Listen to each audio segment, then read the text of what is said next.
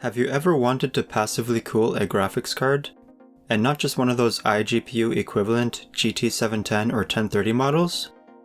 For years now, I've been using aftermarket GPU coolers to passively cool 70-watt graphics cards such as the Nvidia GTX 1650 and Quadro P2200. These cards offer a significant performance increase over the lower-powered models that come with pre-installed fanless heatsinks. There haven't been any fanless models of these 75-watt cards, other than the Palette Calm X models, which were never properly released to the North American market. Unfortunately, all of the aftermarket coolers that I have been using have been discontinued, so I've been left scouring online marketplaces for remaining stock. The coolers that I've been able to get a hold of include the Arctic Accelero S1, Arctic Accelero Twin Turbo II, Arctic Accelero Xtreme III, Prolimatech MK-26, and the Raijintek Morpheus II Core Edition. All of these coolers have compatibility issues with modern GPUs due to the wide variety of GPU cooler mounting hole spacing, but with some modifications, some of these coolers can be made to fit properly. Due to its two sets of cooler mounting holes, the Quadro P2200 actually fits 4 of these 5 coolers out of the box. And a quick modification of the Accelero S1 made it fit as well, so the P2200 was used to compare the coolers. Only the most recent production runs of the Accelero Twin Turbo II and Xtreme III would fit the GTX 1650 out of the box. Power delivery component and memory temperatures are also a concern, so small heatsinks are generally included with these coolers and should be used where appropriate. To test the 5 GPU coolers, I used Firmark's GPU stress test for half an hour during each run. I was also interested in how these coolers would perform in different orientations, so I tested each cooler in the standard horizontal orientation, a vertical orientation, and with the case lying flat on its back. The test system included the Spylabs Jack-of-all-trades case, an ASRock B550 Phantom Gaming ITX motherboard with an AMD Ryzen 5 5600X CPU, and a Phanteks TC14PE CPU cooler. No fans were used in the system at all, and the fans that come with the Accelero 2 and Accelero 3 GPU coolers were not used. The Spylabs case is very passive cooling friendly, with large holes for natural ventilation, and it conveniently allows the system to be placed in the 3 orientations that I wanted to test. I used Hardware Info 64 to track power use and temperature data, and it was all processed in Excel to create a direct comparison. Ambient temperatures varied between 18 and 22 degrees Celsius, and I used my standard procedure to normalize results to a 25-degree ambient temperature, by subtracting the ambient temperature during each data point and adding 25. Here are the results for the Arctic Accelero S1. The S1 did a great job in the standard horizontal orientation, but quickly caused the P2200 to hit its maximum temperature after just 11 minutes in the vertical orientation, and 17 minutes while the case was lying flat. The huge differences in the results with different orientations was surprising to me, but it was repeatable. It looks like this cooler should only be used in the standard orientation, with the CPU above the graphics card. These are the results for the Arctic Accelero Twin Turbo II, without its fans installed.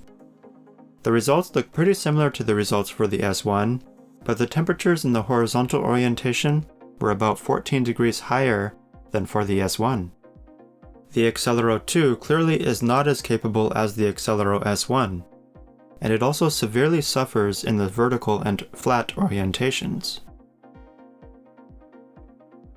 Next up is the Arctic Accelero Xtreme III, without its fans installed. The Accelero 3 also performed significantly worse than the S1 in the horizontal orientation, but the Accelero 3 was able to pass the test while the case was lying flat, unlike the S1 and 2. Unfortunately, the Accelero 3 also suffered in the vertical orientation. Finally, moving on to a different brand, the Prolimatech MK-26 results look quite different. It also did the best in the standard orientation, but unlike the Arctic coolers, It did okay in all three orientations. I can't quite call it the leader so far, however, because in the horizontal orientation the P2200's temperatures were a few degrees lower with the Accelero S1. Clearly though, if you wanted to use a fanless graphics card in a non-standard case, vertically or lying flat, the Prolimatech cooler is a much better choice than all three Arctic coolers. And lastly, here is the Raijintek Morpheus 2 Core Edition. Its results were also acceptable in all three orientations, and curiously, it didn't seem to care too much which orientation it was in. It actually performed best when the case was lying flat. Unfortunately for Raijintek though, the Prolimatech cooler performed better in every orientation, and it also was no match for the Arctic Accelero S1 in the horizontal orientation. Let's look at a summary of the results all in one chart. These are the maximum temperatures recorded for each cooler in each orientation. The blue bars represent the horizontal orientation, the orange bars the vertical orientation, and the gray bars represent the flat orientation. The results in bright red indicate a failed test where the P2200 was severely thermally throttling itself. The lighter red results between 85 and 95 degrees indicate a passed test, but a case where the P2200 might occasionally experience some throttling.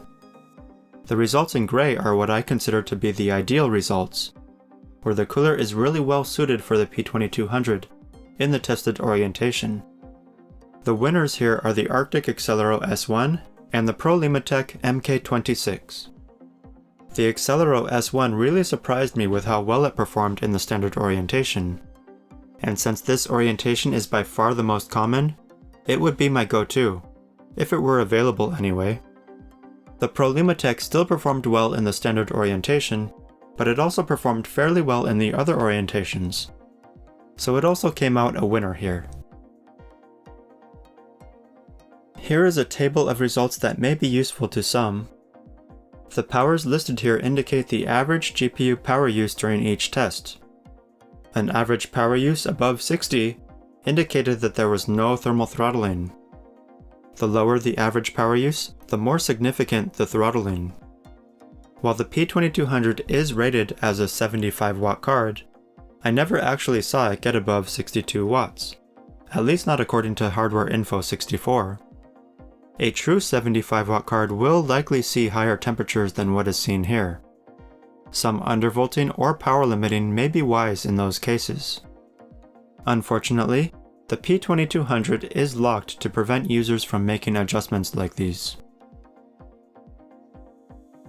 Finally, here is a broader comparison of the coolers. The physical dimensions and weights of the heat sinks on their own are listed here. Interestingly, the two best performing coolers were the widest coolers. By width here, I mean how far it sticks outward from the motherboard. Also interestingly, the Accelero S1 is by far the lightest cooler, but it was the winner here in the horizontal orientation. The S1 is also the only cooler here that is truly designed for fanless use. The other four are all designed to be used with fans, whether or not they were included with the cooler. This just goes to show how important heatsink design can be. The S1 has more space between the fins than the other coolers. The heatsink materials and maximum P2200 temperatures in the standard orientation are also listed here.